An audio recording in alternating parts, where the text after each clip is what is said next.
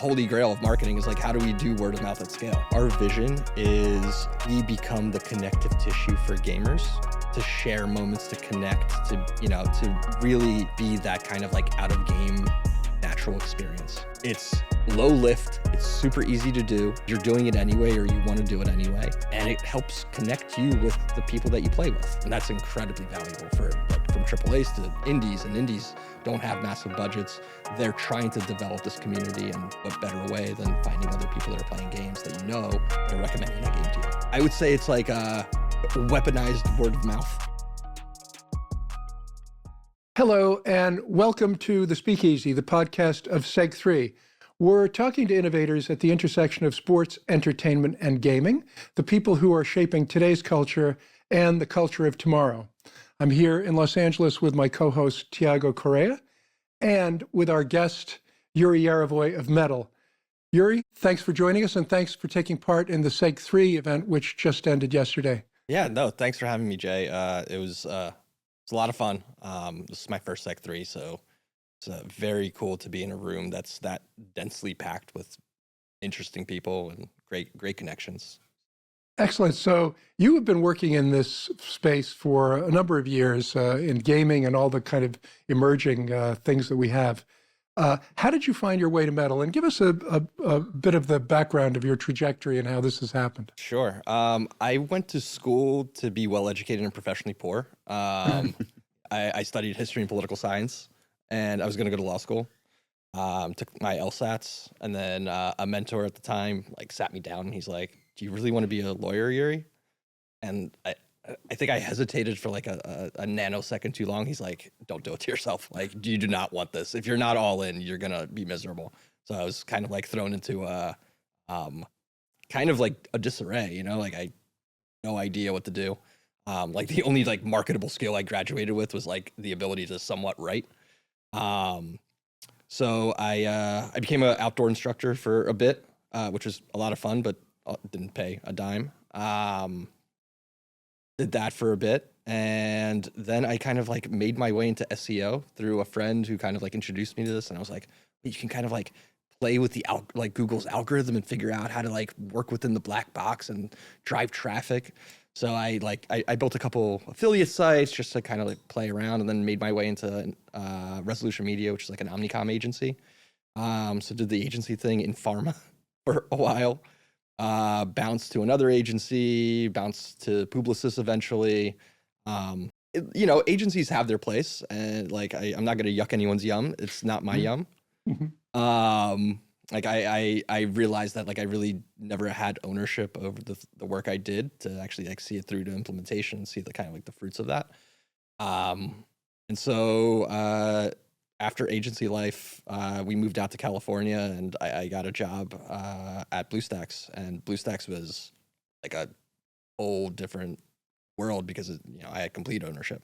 Our CEO was incredibly trusting. Sorry, BlueStacks is the largest Android emulator in the world. It's if you want to play any mobile game on your PC, it's the de facto choice, or at least was at the time. And yeah, it kind of introduced me to one, startup life, and two, gaming. And I fell in love with that intersection of marketing, the psychology of the gamer, which is kind of already a dopamine chasing behavior, right? Intentional or non. And it was amazing. So I was there for 6 years, built the entire growth department, built a big team. I was constantly traveling, which, I had a second kid on the way, so I made a change. Went to another company, and then eventually found my way back into gaming after about a year with a company called Kanga, where we were building creator-specific products. And we sold that to Riot, and then eventually came to Metal. So is it necessary? I mean, were you always a gamer yourself? Yeah. Is it possible? All right. So yes. So definitely. Emphatic right? yes. Yeah. Yeah. Not right now though. I have 4 kids, so I've probably spent $1,000 on games that I haven't even installed yet. It's just aspirational purchases. So in a way, you went into a field that you had a passion for and that you enjoyed. Yeah. I mean, it's the opposite of the opposite of becoming a lawyer. Very much so. Yeah. Like I think I would have found things I liked in law, but I think like as in whole, yeah, I think Stan, his name was right. I think, and we'll talk about metal in a second, but I think what's so cool at Seg3, and Tiago, I'm sure you found this, one of the neat things about gaming and this explosion that's happened in this world is that the people who are doing it actually enjoy it and came into it. It's not like going into the sports business and saying, oh, I'd like to, have a basketball team. Well, sorry. I mean, the basketball teams are taken, the big basketball teams. Yeah. But people can go into gaming, they can build things, they can build huge successes and build businesses like metal. And that's part of the excitement of the field. Yeah, and it's very tangible and it's so diverse, right? Like, I know nothing about like the sports industry as a whole, but basketball is basketball, right? Like within gaming, you can also niche down to I'm really into like RPGs, or like I'm really into shooters, or I'm really into like this narrative style or this art style, and you can kind of like chase these opportunities. And I have a lot of friends that kind of like really seek out opportunities based on like the ethos of the studio or the publisher, or, the dev team, which is I think very rare in any industry, really. I think everyone at home wants to know which games shaped your upbringing. Oh God. I mean, I have very formative memories of discovering Doom and Duke Nukem. And then into StarCraft and like RTS kind of games, but then I realized like I have a very smooth brain when it comes to gaming, where like just give me a gun and point me in a direction. Mm-hmm. So I spent 15,000 hours of my life playing Counter-Strike. I knew you were going to say that. So yeah, I played from the beta until 1.5, and I will die on the hill that 1.5 is the best, purest Counter-Strike they ever made. Yep. 1.6 ruined the game, and Source is garbage. And like everything, like I'm sorry, Gabe and the Valve team, like you should have stopped at 1.5. Many of these are spent in LAN parties. Oh my God. Like very formative memory. I was probably like, when I was 12 or 13, I was probably like 95 pounds soaking wet. And I remember carrying the 17-inch CRT monitor to my friend's house, like down his basement stairs. And that thing probably weighed as much as I did, like super front heavy and awkward. And you're like trying to like maneuver it down, like then like get my like PC. Good times. You mentioned Really the word times. discovery just now, and discovery is a big part of what you do now, and this new clipping economy. So could you tell us what metal does and where that sits and how that's changed? Sure. I'll give you the kind of the marketing pitch for metal. So we have like what social media promised us one day, like where it's like, oh, connect everyone, we'll all be friends. And you'll find what your friends are doing online, and your social media feeds have really become like people you don't know selling you shit you don't need. And then every now and then, like your friend's vacation picture from like 3 months ago shows up. Social media is not giving us what we want, but games have become a third space where they are actually interactive. There's real-time communication, and they bring people together. And what we find is gaming is I don't want to say the only real, because I have a lot of friends that work at social networks and they're going to be mad about this, but it's the purest form of social media. And like, it's a truly social commons that brings people together. And where today, we're at this podcast and I have this phone and I can take a picture and I can share this moment with my mom, right? Who's downstairs. No, it's an inside joke, people. Right. I could post this online, like I could preserve this memory, right?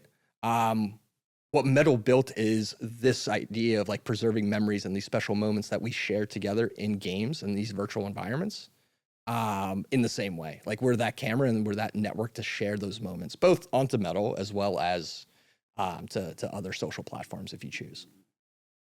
So to just take a step back as to how the actual process works. Sure. Where do you fit within, let's call it the technology of gaming? Because I mean, it's so diffused. Yeah. So I mean, like from a very like let's get out of the high concept marketing pitch. Yeah. From a very practical sense, we're a desktop app that runs on your PC. We launch at startup. We detect any game that gets launched, and when that game launches, there's an automatic recording that starts, and that recording is like a dash cam, so it's always recording the last 2 minutes, the last 3 minutes. So it's always looking back. And if something really cool happens, like, or Tiago says something really funny that we're never going to let him forget, we press a button, and the last whatever time frame you set get turned into a clip, right? So you never miss a moment. You never have to like anticipate something happening. That something has to just happen, and then you press a button, and you're like, boop, that's saved. Does Metal require an integration with the games? Nope. So Completely agnostic. all yeah. overlay. Yeah, and I think that's the kind of like one of our superpowers is we see across all games. Mm-hmm. So not just like the content that's being produced, but we also see like game behavior and game trends, which is actually really powerful for partners that we have that rely on this data to kind of anticipate like launches and like where to allocate budgets, or even with advertisers that we work with that look at new emerging games that they can kind of like pressure test against and understand whether those games and the audience for those games make sense for their brand. That's interesting. If you don't mind me asking a little bit more. So you are analyzing the images and videos that you are constantly taking with effectively a computer vision approach of some sort? No. I mean, it's a lot simpler than that. I'm gonna get over my skis here with the engineering speak, but there are multiple ways to record, right? Like you can record at like just the screen level, you can record at the texture level, right? So depending on the type of game, like the way that we record is very different. But by and large, like it's not super heavy recording or like super integrated recording. It's just simply like we capture the frames. Right. That said, with a lot of games, we also go a step further and we can do things like event detection, auto clipping. Yep. So, like in Counter-Strike, When someone does a kill. Yeah, exactly. A kill or like an ace. So you get 5 kills within a time frame or within a round, or like you defuse the bomb, right? Or you score a goal in Rocket League. So like there are many, many, many games where we actually can detect what events are happening and then Trigger. and then trigger the recording. We also do things like for some games like Riot, like many of Riot's games have like really well established APIs. So we can do things like match stats. So we can overlay like, here's a clip of something really cool that happened in Valorant, and like here's how this person did in that game. Like, did they win or lose? What was the score? Or like with Valorant, like you can have like KDA. But is this, I mean, Yuriy, this is something that is, because you talked about partners and so on, advertisers, but it's something that also players can get value out of as well. Well, yeah, I mean, we have 12 million MAU. So it's really for gamers to use. Yeah. No, we're a consumer product, right? Like the business side, in true Silicon Valley fashion, we built the product with investment, and we built a business model years later, right? This was not a business model driven product. Right. It's a product that then found a business model that can sustain it. Like Google. Yeah. Yeah. So it's very much people can basically this idea of this clipping economy that they can basically create their own highlights, let's call it, and share. Yeah. It's one of the main kind of ideas that drives us right now is we don't want to build something that's parasocial. Like, we don't want to build a TikTok or a TikTok competitor. We don't want to necessarily make people famous on the back of Metal. If you become famous with Metal clips, amazing. That's awesome. And we encourage that if you want to do that. But by and large, the people on Metal are like the 3 of us that play games together, and then like a peripheral circle of friends that actually care about that. And that's where most of that content gets shared. It gets shared into like these small communities of people that trust each other, that play with each other.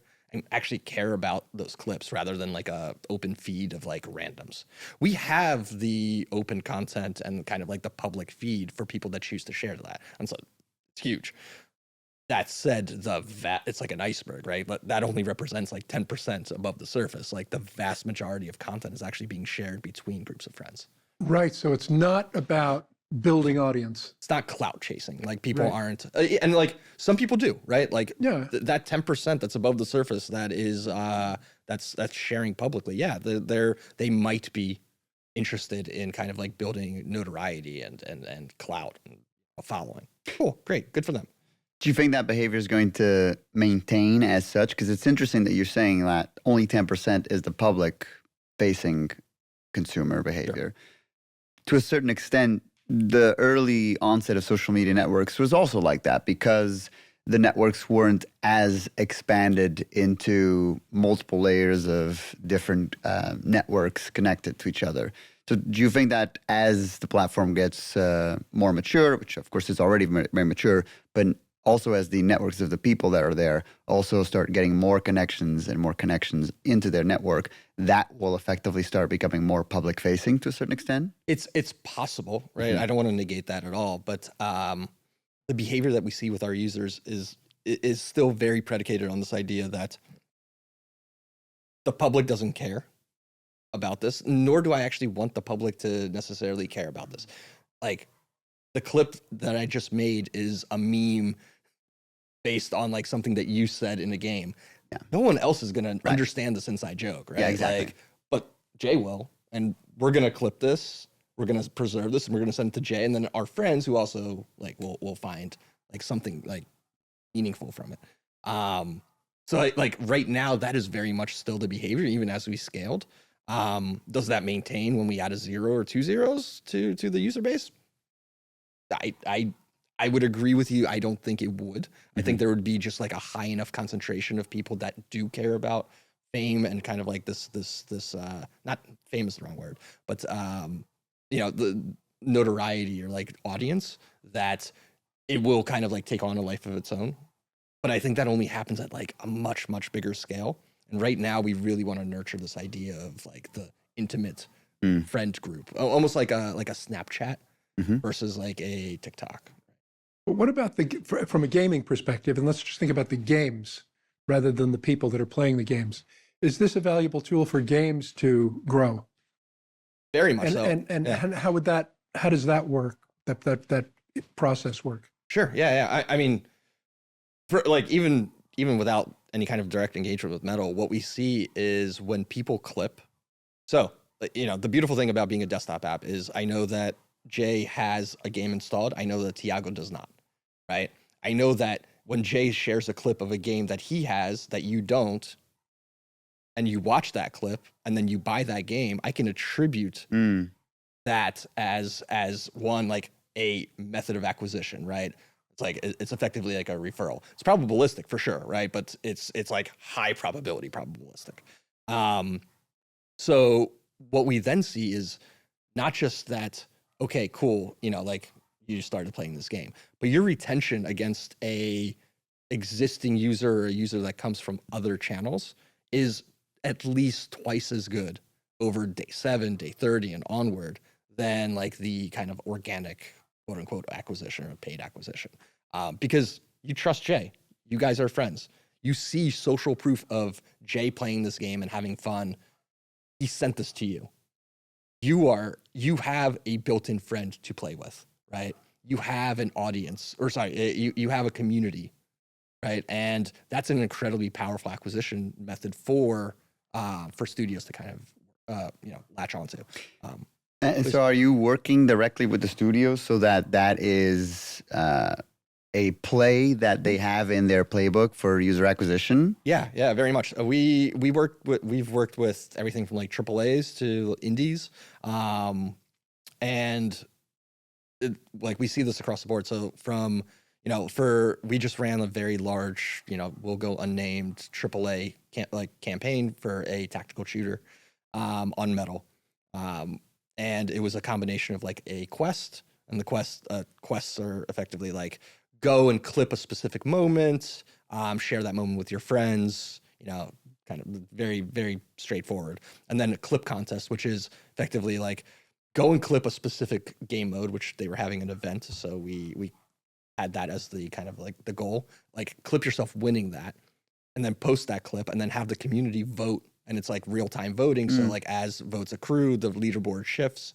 And then we did a large giveaway. And what we see, not only did we actually drive many new users to the game. Again, we can see before and after the campaign whether people actually had anything installed. We know that they didn't have it installed even before the campaign, right? So and they weren't new users acquired for Metal since the campaign started. So we saw large acquisition, but not only did we see large acquisition, but and then engagement on the actual content, but the people that were acquired were substantially better than all the users that this game was actually acquiring from any other channel. And I'm not like, this isn't to toot my own horn, it's just, it makes sense, right? Like my friends are on Metal. I see them playing a game that I'm not playing right now. I can start playing and then have a built-in support system. I have a built-in community. I don't have to figure this out on my own. So I stick around much longer. And that's incredibly valuable for like from AAAs to indies, and indies don't have massive budgets. They're trying to develop this community, and what better way than finding other people that are playing games that that are recommending that game to you. So you were saying that this is effectively a new type of SEO for games, kind of? I think it's an interesting parallel, mainly because I come from the SEO world. It can be, but it's not necessarily search driven, because it's like, I would say it's like much more referral driven, right? I would say it's like a weaponized word of mouth. Right.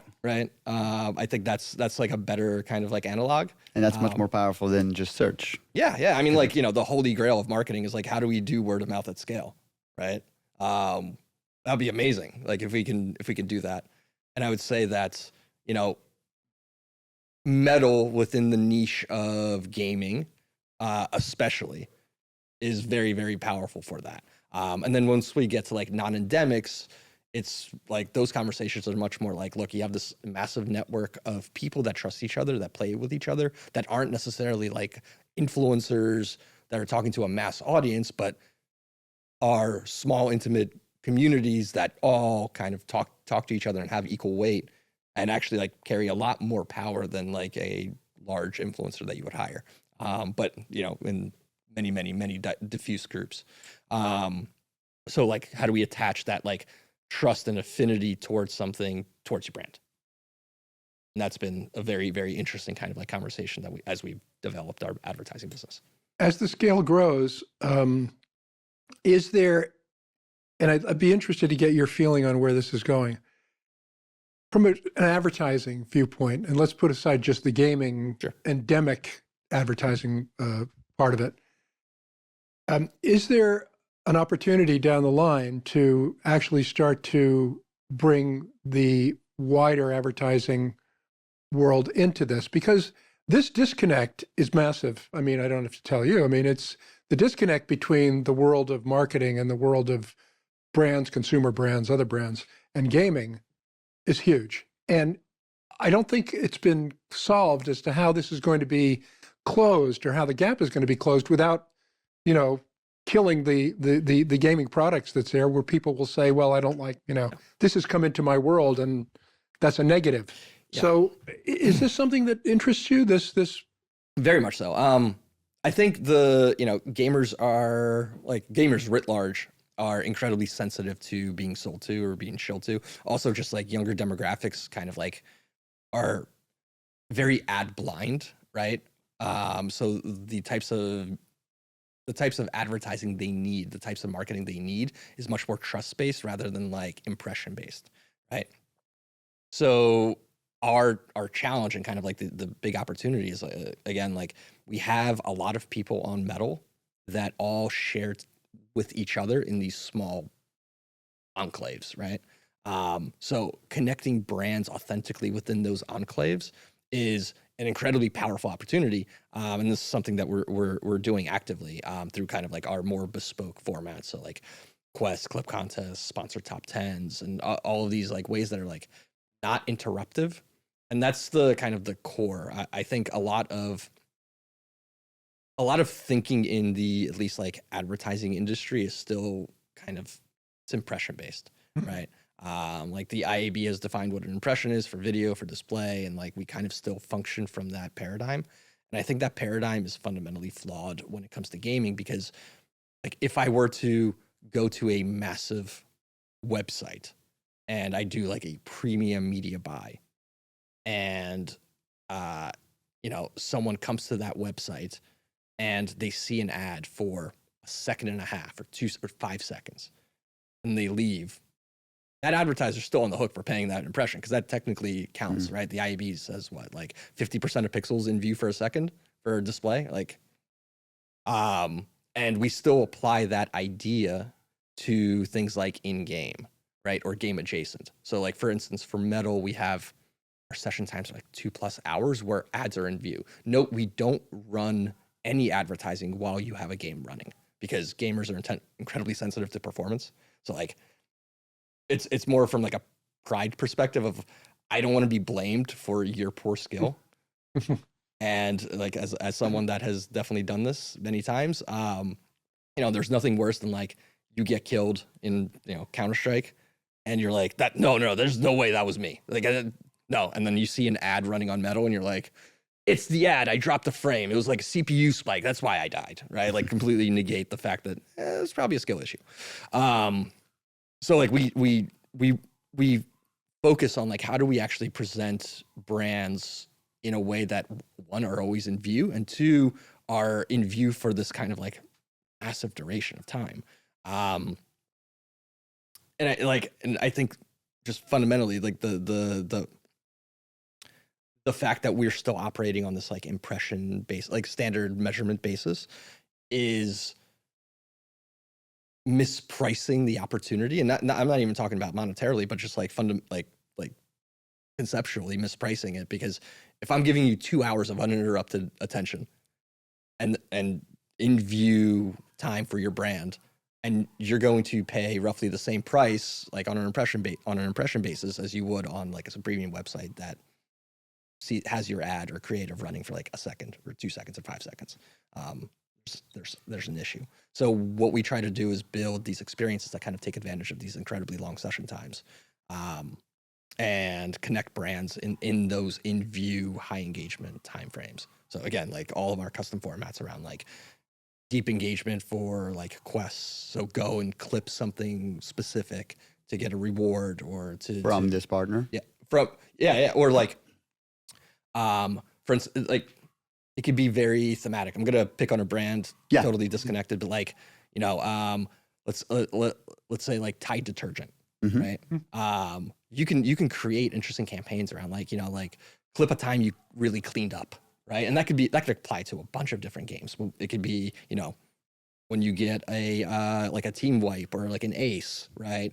Or like a clutch moment, right? Like, and that can apply. It's very agnostic to what game it is, but it creates like a very deep connection between the brand and kind of like the ethos of like Tide cleans stuff, right? And the actual like the thing that users need to do, right? And gamers actually need to do, which is like a natural thing that they're already doing. So it creates like a much better engagement opportunity for a brand. It's more authentic. That's not shoehorned in, right? And I think within gaming, we find that a lot, where it's like we either function off of like the traditional, okay, how do I put a logo in front of you for some duration of time?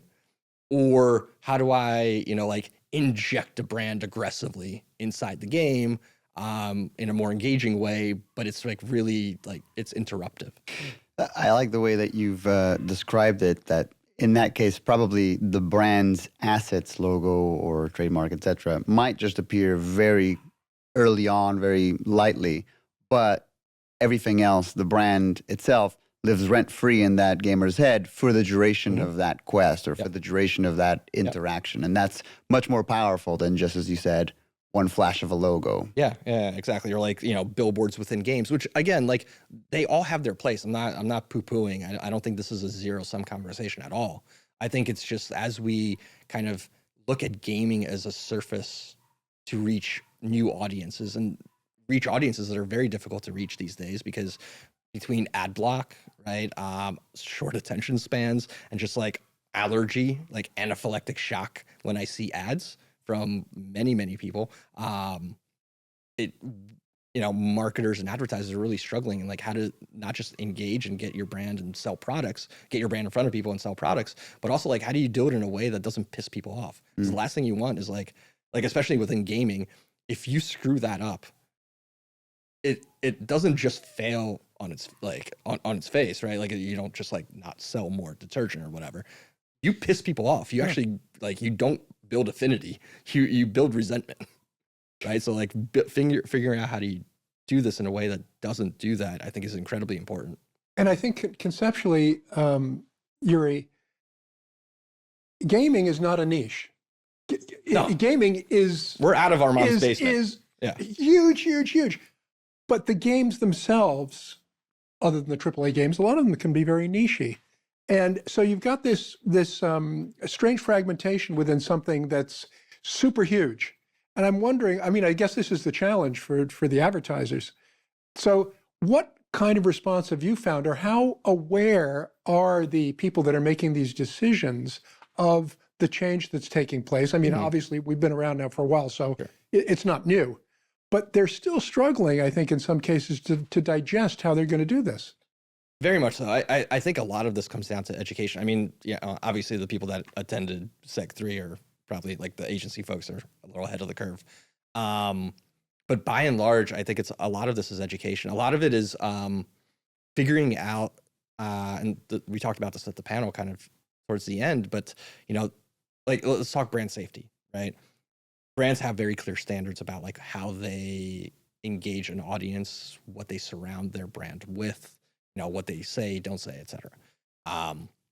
And generally they hold this very near and dear to their hearts. They want to make sure that, you know, they're not going to piss off not just like their customer base, but also like powers that be.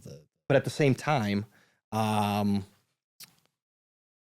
you know, like, yes, okay, we need to be brand safe, but we want to engage gamers. Okay, great. Like, you know, you've identified this audience as viable for your product. Great. And we want to do it our way. And that just doesn't work. That absolutely does not work, right? Like one, from like an authenticity perspective doesn't work, but like you can't shoehorn in a brand. And like a very good example of this is I was talking to, we'll go unnamed, a brand, and they wanted to work within Fortnite, but they're like, but we don't want guns. And I'm like, are you aware of what Fortnite is? Do you get the idea of battle royale games? It's like, this isn't like this isn't going to work. And I think we need to figure out how you can either massage the brand guidelines to allow this, or you should probably shift away from gaming if Fortnite is your audience, or find other games that might be safer that are adjacent to Fortnite, but Fortnite isn't going to work for you, right?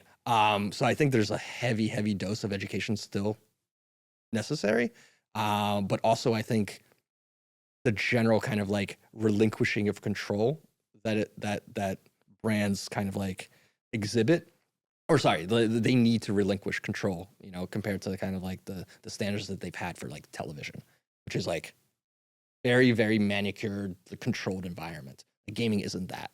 But if you want to engage in gaming, you have to figure out how do you do it in a way that's organic and authentic. And I hate that I'm overusing the word authentic because I feel like it's lost all meaning at this point. I'm interested to shift to something else, which curious to hear what your thoughts of how metal can help this. Again, going back to the relationship towards game developers, particularly game developers and game publishers. How does the clipping of a game actually inform decisions of the development process or the live ops process by just getting them to understand more of the behavior that players actually do in their game, which sometimes is perhaps a view that they might not have as real time as perhaps to the service that you offer? I think I sort of contest what you're saying, because I think there are a lot of, especially at the indie level, games that get it from the start. They build games like kind of the rise of friend slop, right? Like the flappy mouth physics based games like Peak or Repo or like Sledding Game. Like those games are built for those moments, right? But they're also like very focused on like co-op and just like proximity voice chat and like silly physics, and it lends them itself to like just natural clipping, right? I highly recommend going on Metal and just like typing in peak and just watching it, just the absurdity of all of the content there. So I think like when you go like to that side of the industry, I think they get it very well. I think where AAAs are very much catching on, right? Like with Call of Duty, you see that they have like an entire, more for streamers, but a very specific mode where you can basically like chroma key out the background and like you can have like just your assets that you want to show off.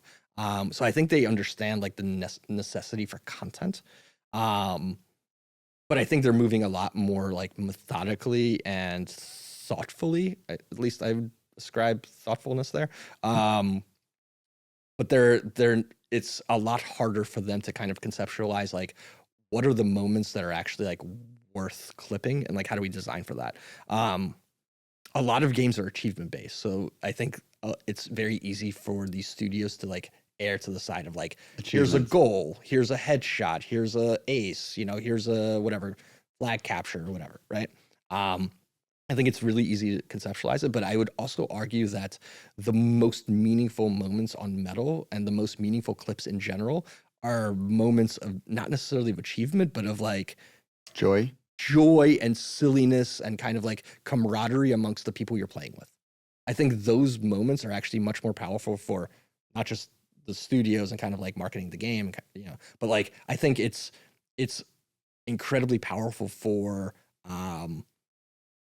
connecting new audiences to this moment, because like it's more aspirational. It's like that could be me. I could be the one laughing or like being laughed at, right?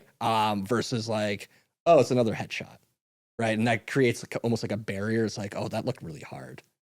It's like it would be cool if I could do it, and like one day I will, but like shit, this is gonna be a grind.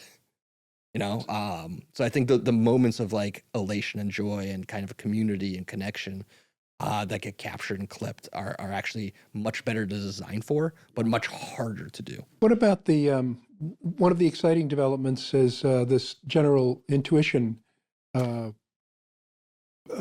project? Yes. That has taken off. That's a big project. Could you tell us what that's about? And it's sure a big step for Metal. Yeah. It's a very big step for Metal. It's very orthogonal to our business, to the core Metal business, which is really where I focus. But General Intuition is a frontier AI research lab, and again, I don't want to get over my skis here, but it's based on this idea that gaming is a really, really good, games are a good analog to like three-dimensional space, right? To like real world.